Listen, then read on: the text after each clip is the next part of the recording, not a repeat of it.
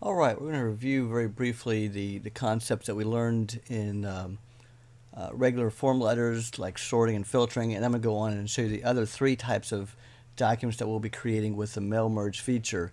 I'm just going to click on mail here, start a mail. I'm going to use letter for now, and I have a short list that I've created called names here. And again, if we want to do any kind of sorting or filtering, we go to edit the recipient list, and here are some kind of sample names that I've created. If you want to edit them, again, you click the name and you hit edit. That allows you to, I have that file already open, so it won't let me change it in another browser or another window, but we can still sort and filter. Our idea that we learned today, sorting would say I want to put them in order, let's say by state or zip code.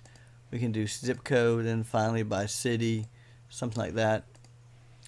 And when you hit OK, let's scroll over to zip code. We have 393939596595. You can see it's put in order by zip code. Because none of these were equal, it never actually did any kind of sorting on the city. You'd only sort on city if you had multiple zip codes that had the same value.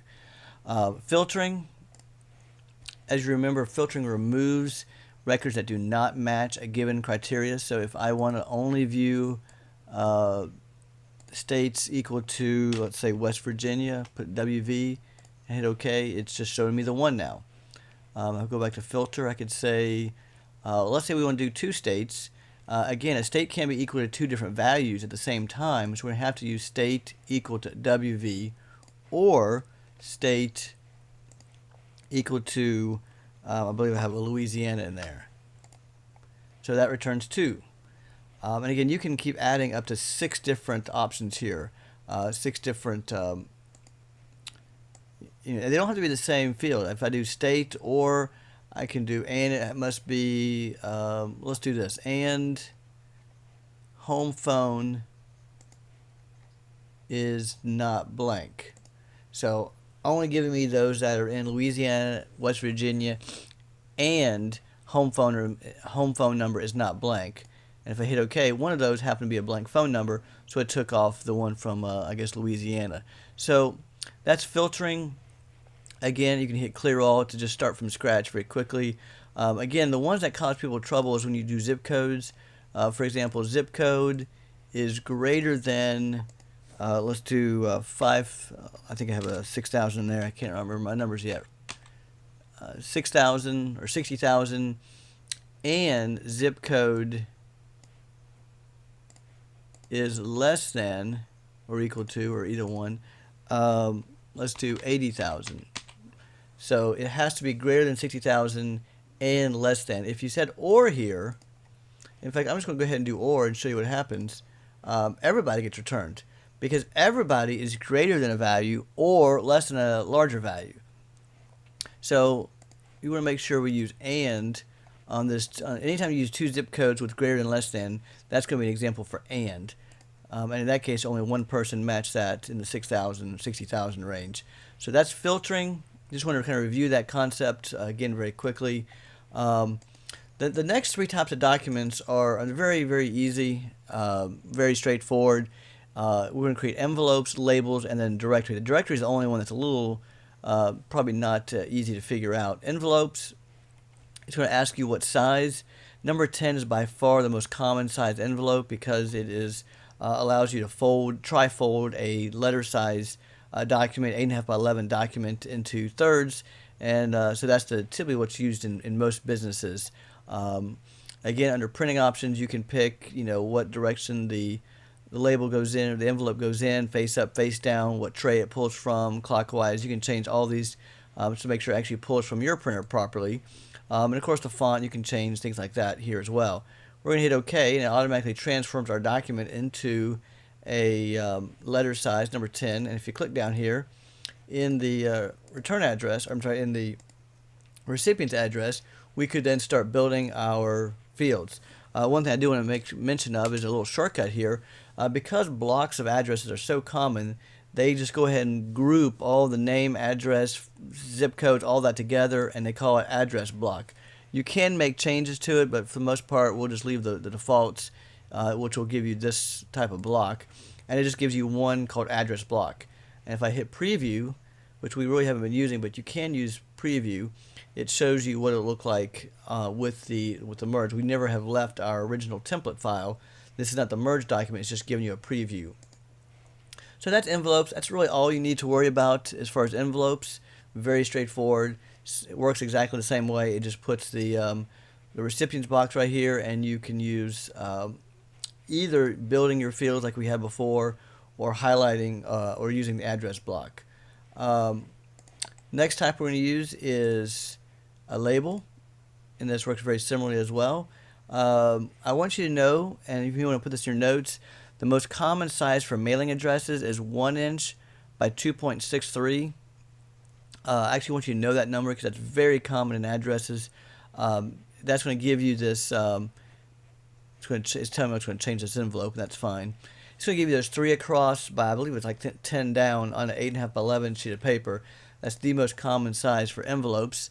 Again, because we're just doing addresses, I'll just go ahead and put an address block in. Notice that it only puts it in the first one. And as you make changes, you may want to add spaces and commas and things. It doesn't change all these others. But if I hit preview, it doesn't fill them all in. It's only putting the values in this one. So on labels, it's important to remember to do update labels. When I hit that, it changes the entire sheet to include that address block. It has to have a next record command because they're on the same page together. That says go to this box, then put the address, go to the next record, put a box in. Now when we hit preview, we see all of them together. A minor thing, but I think it's worth noting here that it defaults to having a line spacing of something other than 1. I guess that's the spacing here, and I think we're just going to hit 0 spacing, and let's see if that was the one that was causing it to okay, it did. See how it changed this one, but it not update the others? We want to hit update labels, and now they all change. So update is important. You may make changes on one, but it doesn't change all the other labels. Remember that name is update labels. You need to know that, where it's located and what it's called there. Last feature today is we're going to start another document. By the way, I'm going to skip email messages. Not too many people. It's not considered very good form to, basically it's spam whenever you send hundreds of messages through email. So I'm going to recommend not using email messages just for that main reason. There's actually some legalities involved with mass emailing and not giving them away from removing your name from their subscription. So we're just going to skip over that. And directory. Now directory, the main difference, actually let me start a new document because it didn't. Notice that when I select one of those, it doesn't automatically change it to a new document. It just says I want this to be a directory type. In that last one, we didn't want the labels, so we want to start a new one. Nothing actually changes, but the main difference between a letter and a directory is on a letter, every record will automatically jump to the next page. So one page will only contain one person's information. Now it may take 2 pages, but you'll never have 2 people on the same page, if that makes sense. Directory, though, does allow you to think of like a phone directory or a church directory, a company listing. I'm going to go ahead and do this a couple different ways. I'm going to do, first of all, I lost my list here. Use the existing list, names. I'm going to do this with a list. First of all, I'm going to say title, first name, last name. And I'm going to hit a couple tabs and say, now I should have done this with 1 tab. I should have created a tab that jumped over to 4 inches so I could do it with 1 tab. Because as you'll see, if you have different lengths of names, sometimes 1 tab or 2 tabs isn't the same distance. So the best way to accomplish that would be to actually set a tab at, let's say, 4 inches. And then we're going to insert, let's just say we're going to do phone numbers. And I'll go ahead and do a merge. And I did make a mistake. It automatically starts the next record immediately after the first record. So you can see how it started missed right there at the phone number. So let me close this down because we never want to make changes here. Always hit enter. Now when we merge, and this is what I was referring to with the tabs, because this name was shorter, the 2 tabs only got to here instead of all the way to here. And again, you know how to fix that. You just create tabs up here, and that will that'll fix that. But you get the idea that this is giving you multiple records on one sheet of paper. Um, Another way we could do that, let me close this down, is let's say it's a company or maybe like a church directory. We're going to do a address block here. And again, I'm going to hit enter. I'm going to actually hit enter twice because I want to have a single space or a gap between one person and the next. And I hit merge. And then it's going to go straight down the line here. If it was a typical church directory, you don't want to have just one column wasted all that space. So I'll go to my page layout and go to columns, and let's just say 3 columns. Now I don't think it'll go to 3 columns yet. In fact, let me just make my paper. We'll make this a smaller sheet of paper and force it to, let's say it's only 5 inches tall. So this should wrap to a second column now. So let's go back to mailings and finish and merge, edit, and okay, it did go to at least 2 columns. And so I'm using multiple columns. Some of the normal features we use in Word, but applying them into a mail merge situation. So put one person, skipped a line, put the next, skipped a line, put the next, and so forth.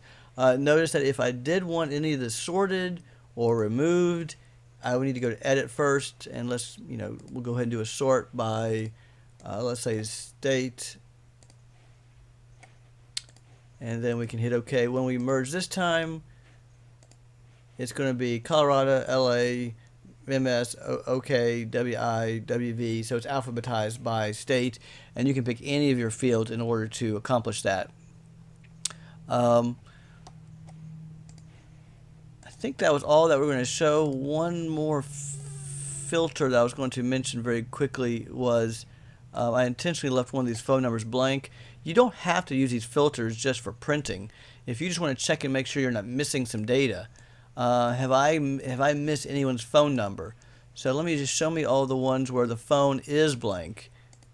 And it says, oh, Gene Whitaker here, or Janine, does not have a phone number. So you can use these filters just for checking for mistakes, or do I have any values, do I have any zip codes greater than, let's say 99999. That would be a normal one. So if it's greater than that, that means it's an invalid number. So if I hit OK, nope, none of them are greater than 99999, which means I don't have any typos that say it's too large. So you can use these filters not just for selecting to print, but to actually just check for mistakes, things are missing, invalid data. So just today we were reviewing the filtering, the options for filtering and sorting, and then we went over the last 3 types of mail merge documents. The envelope, which remember the number 10 is the most common. Labels, remember 1 by 2.63 is the most common there. And then a directory is just like a form letter, except that it allows you to combine multiple records onto a single page for things like church directories, company directories. Anytime you want to combine them onto one page, you would use the directory feature.